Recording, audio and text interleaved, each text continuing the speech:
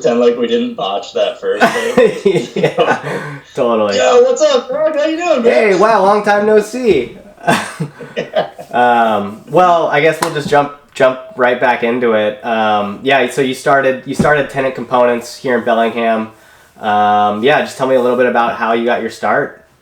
Yeah. So I worked for Diamondback for about 8 years, close to a decade, as a product manager. And before that, I was kind of on like the flow team or whatever for the BMX side of things. So, coming into Diamondback, I wasn't really a mountain bike person, but, getting going with the mountain bike side of things and, I learned a lot about the industry. And over the many years, I created a lot of contacts, working with factories in Taiwan and China, and traveled there pretty frequently and formed a lot of these like long lasting relationships.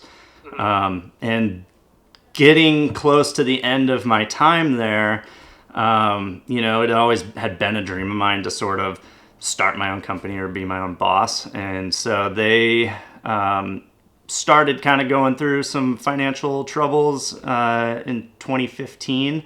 And I got laid off, and around that time I had already kind of started the process of thinking about a company and what I would want to do. And Luther Beal, who is, my business partner, he owns a part of the company as well. He was handling a lot of engineering stuff for us at the time.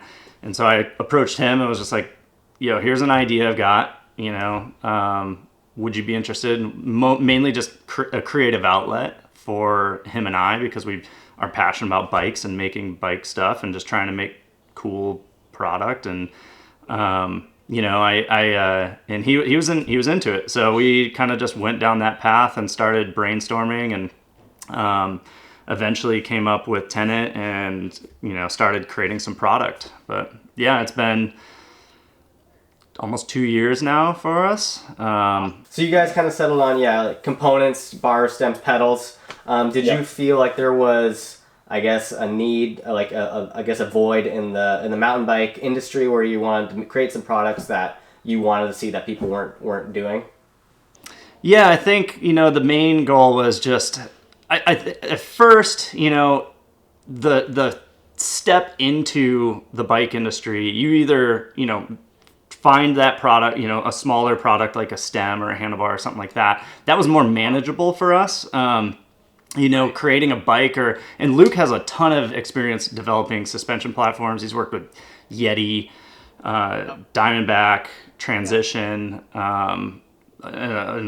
Fuji. He owns 2 patents on his own suspension designs. One that's M-Link, that's currently used by Yeti, or not Yeti, sorry, Fuji, and another one that he's he's developed that he's trying to find a avenue for.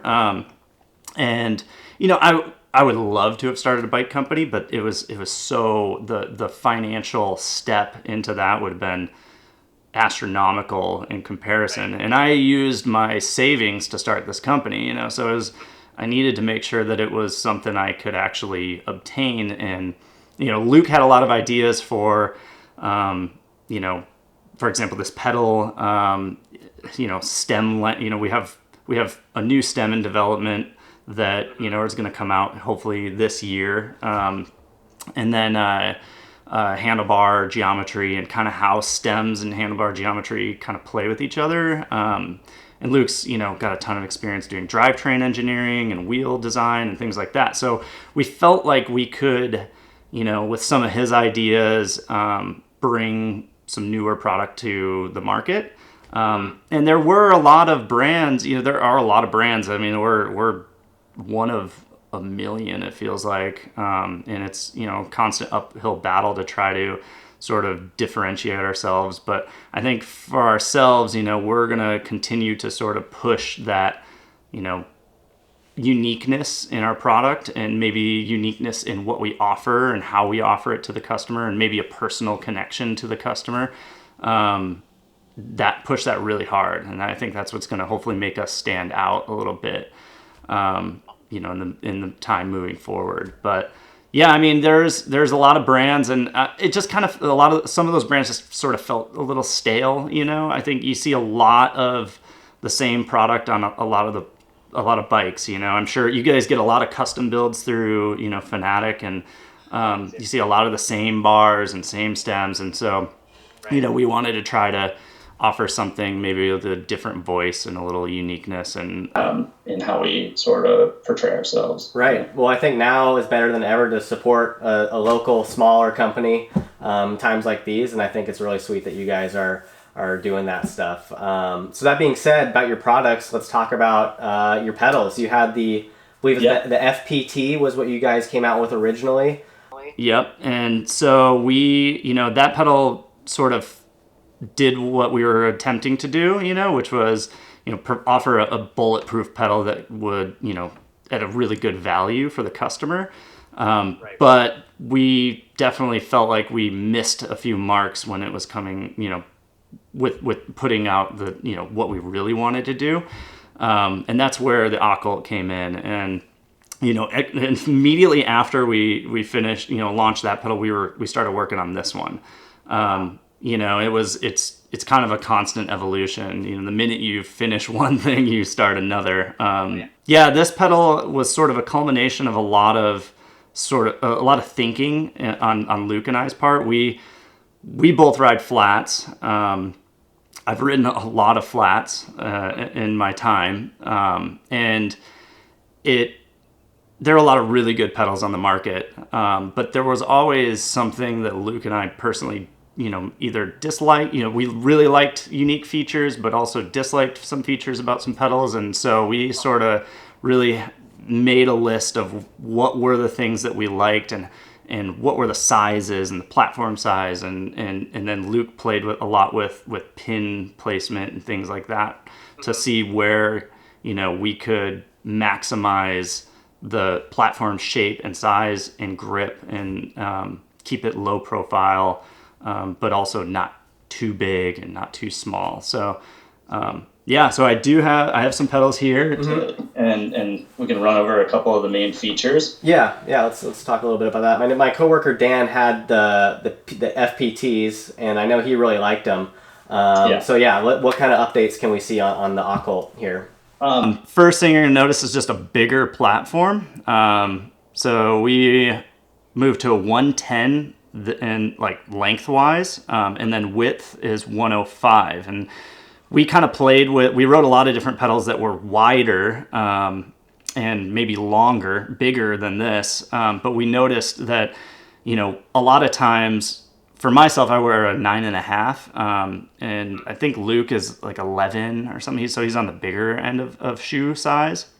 You weren't even taking advantage on some of those pedals. You weren't taking advantage of the outer pins on the outside of the pedal here, just because, where you place your foot, you'd have just wasted pin space. And a lot of times what you would have is we were noticing is cornering, you were going to pedal strike, or climbing, you were pedal striking on rocks and roots and things like that. And so we kind of fell on the 105 width. And I wish I would have thought to bring a shoe in here, but the outer shape of this pedal actually matches, the bottom of your shoe pretty well.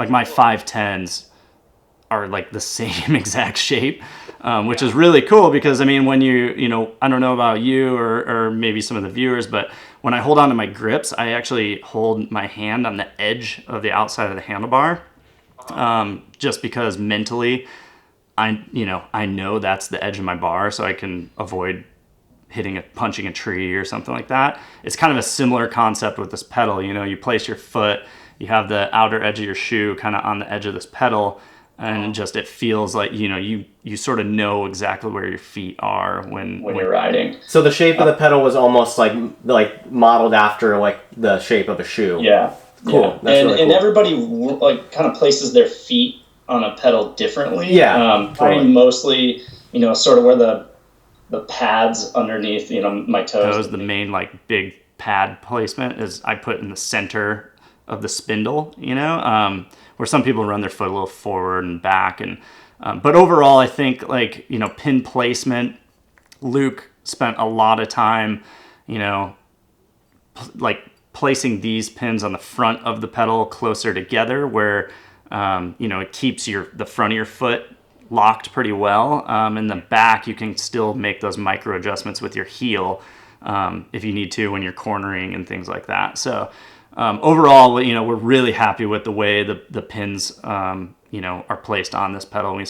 Luke spent a lot of time, and we, you know, almost to a fault, you know, where he's like, no, I think we can make it better. And, you know, it extended a lot of the developmental time of this pedal, but I think it was worth it in the end. Yeah. You know? So, And talking about the pins, you can actually switch out the type of pins that you have in that pedal, correct? correct. Yeah, and that's something that's unique about our pedal as well. So we have a thread through style pin on this, and they're pretty long to start with, but you can thread the pin out, place a washer on the backside, and thread the pin back in. This is similar to what we found on the One Up pedal. You know, we really like that design, and the adjustability of the pin length, I think, is important, especially for the customer to be able to fine tune the grip. You know, these have concavity. You know, it's 2 millimeters in both directions, but you know, they're having, you know, the adjustability of the pin. You can accentuate the concave. You know, if you drop these center pins, you can put washers behind these center pins and drop them down a little bit, leave these ones long, and you'll actually feel like you have more concavity. Or vice versa, if you want more of a feel of a flatter pedal, you can drop the pin, you know, outer pins down a millimeter, or sorry, I think it's like a quarter of like a half a millimeter or 1 millimeter, and then it'll, you know, give that feel or effect of a totally flat pedal. That's really cool. That's unique, and yeah, I mean, with Yeah. Fanatik, it's all about custom, and being able to fully customize your pedals is pretty sweet too. For, you know, given wherever you ride, some places are more technical where you're bouncing on the pedals more, and you might want a little bit more grip, versus flat, more rolling terrain where you want to be able to like kind of shift around a little bit, and I think that's really cool. Yeah, and the other thing too is you know, as I was mentioning too about the pins, is you can run both pins. We include Grub Screws with the pedal as well. So those come in the box if you are a Grub Screw fan. You don't like thread through pins. It's kind of funny how people have these like you know, either you're a diehard Grub Screw person or a thread through pin person. And it seems like on every Pink Bike review in the comments, people are going back and forth like, totally missed the boat, should be Grub Screws, and then people argue about it. But we just want to remove that, you know, from the equation, and give the customer the ability to run both. So we, you know, you can, if you want, run the Grub Screws. The Grub Screws don't have a bottom out. You know, there's no way for the pin to actually to know that you're at the bottom. So the way you need to do it is they come pre-covered with blue Loctite. But we're kind of learning a little bit that we do recommend, if you do run the Grub Screws, you know, get a little bottle of blue Loctite, you can dip them in and then install them. That way the pins won't back in and out. But they're infinitely adjustable. You can adjust it all the way in to make them really short if you're, you know, somebody who likes more, you know, foot movement for jumping or whatever. Or if you want more grip, you can run them a little longer. So, yeah. You could even run the thread throughs on one side and the Grub Screws on the other, flip your pedal over. Yeah, which is exactly what one person, you know, my buddy Oliver, he's on a set right now. He's doing exactly that. Yeah. But yeah, it's super unique in that aspect. The other thing too to note about this pedal is the thickness. So we ran it 14 millimeters thick at the center. Which is the thinnest that we can go before you have to change to a different spindle design, where, you know, the spindle design where you would like a One Up or a Crank Brothers, you know, with the outboard bearing. And we personally didn't really like that design just because, you know, if you run your foot further on the inside, you're kind of standing on that bearing. And I personally wasn't a fan of that, the way I run my feet. Kind of wanted this slim, lower profile, but you can still adjust your foot, you know, without any sort of, issue of the outer edge where the spindle comes in. So I guess you mentioned bearings, and here in the Pacific Northwest, it's really wet climate, and bearings oftentimes are one of the first things to go on a pedal. I know mine are pretty worn down, and I'm due for a new set. But you have a cool program, the pedal refresh program, where you can get your pedals rebuilt. Can you talk a little bit about that? Yeah, so that's something kind of that was unique with the first pedal that we offered. I am one that beats up my pedals pretty hard and end up, blowing out bushings pretty quickly. And maybe it's just being a hack on a bike. I don't know. But yeah, I think that, when somebody buys a set of pedals, the hope is that they're going to last a year or more without any service. But, for, like you were mentioning, for us in the Pacific Northwest, they do see a lot of water in the wintertime. And so we wanted to sort of give the customer something unique in a way to extend the life of their pedals. And so we decided to offer this refresh program. And so the way it works is if you purchase a set of pedals from us, in the first year, if you notice there's bushing play or, play in the bearings or anything like that, you can send them back to us. It's $7 to drop them into a padded envelope and mail them to us. And then we'll pull them apart, replace any worn parts, put them back together, and then ship them back to you, and we'll cover the return shipment. So it's kind of unique. I don't think anybody in the industry is offering something like that, and that sort of goes on what we were talking about, with the, trying to stand out a little bit from some of the other brands, where us being small and flexible like that allows us to offer something like that. I think it'd be really hard for, a really big brand to be able to service that many pedals in a year. So at this point right now, we feel like that's something we can, a nice personal touch that we can offer, and makes us stand out a little bit. So we also offer rebuild kits as well. And so if you are somebody that can do the service yourself, you can purchase, a full kit from us. The other thing that's unique about these pedals that we're offering, that I think I'm not sure other brands are, is we're including the tool needed, because it's so thin and narrow. Fitting an 8mm standard 8mm socket into this is like most sockets don't fit. We actually couldn't find one on the market that did fit, so we had to purchase our own and have them machined, and then that allows you to access this nut to service, so you can service the pedal yourself. Well, that all sounds really cool, Tyler. I'm gonna have to pick up a pair of those myself. My pedals are blown out, so those look pretty sweet. We are doing a giveaway on these pedals, so I think. Did you have any details on that there? Or? Yeah, so Dan, as many of you know, him and I partner. We came up with a giveaway for the Occult. Fanatik's got these you guys have them in stock now. If you want to purchase a set, head to the site and get on there.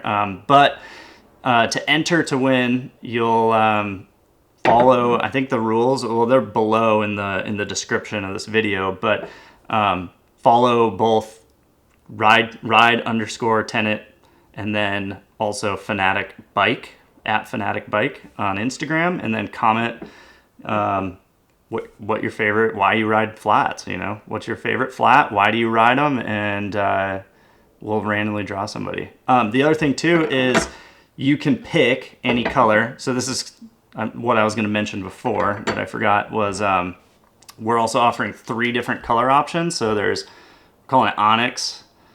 Umber is the Onyx, which is essentially black. Umber, which is the kind of like brownish, lighter brownish gold color. It's kind of a unique color that, it's not as dark as the, Deities or some of the other brands are doing. It's a little on the lighter side.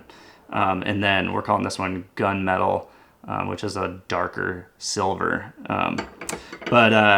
Yeah, you can pick any color you'd like, and drawing is in 72 hours from this video. Yeah, I think once this is posted, the contest will be going for 72 hours. So yeah, get your do your follows and get your comments and tell us why you like flat pedals, and And yeah, get yourself hooked up with a fresh pair of pedals.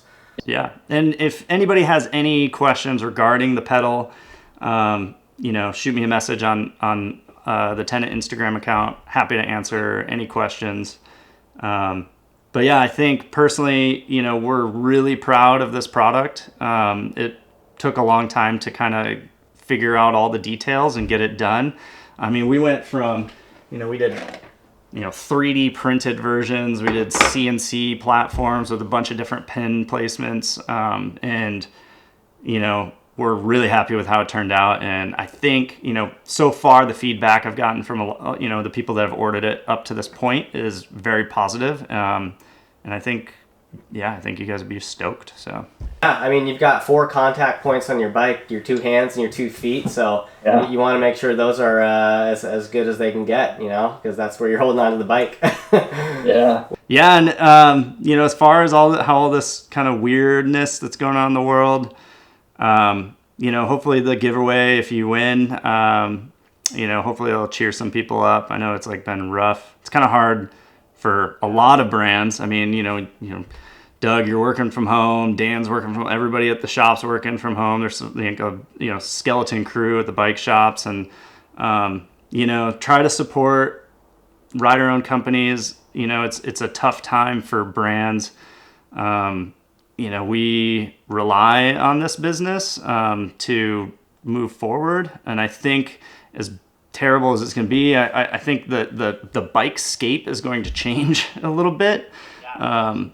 And I think that, getting out, supporting some rider-owned brands, doesn't have to be Tenet, it can be any of them, just support the bike industry in general. Go get outside, keep 6 feet apart, keep your social distancing, maybe do a little trail maintenance on your favorite trail, and just keep positive, man. Like it's been, I've noticed that I've been getting worn down, but operating as usual, trying to operate as usual, spend as much time focusing on the future, some new products, things that we're working on, and just kind of pretending like everything's normal. One day at a time. Yeah, absolutely. Well, thanks a lot, Tyler. Appreciate you taking the time to talk with me, and I'm stoked to go check out a pair of those pedals, and I'm stoked for everybody else to get out there and check out some pedals, get outside when they can, and just stay safe and stay healthy right now. Yeah, thanks, Doug. Yeah. Appreciate it. Absolutely, man. Well, take care, and we'll talk to you soon. All right, see you guys. All right, later.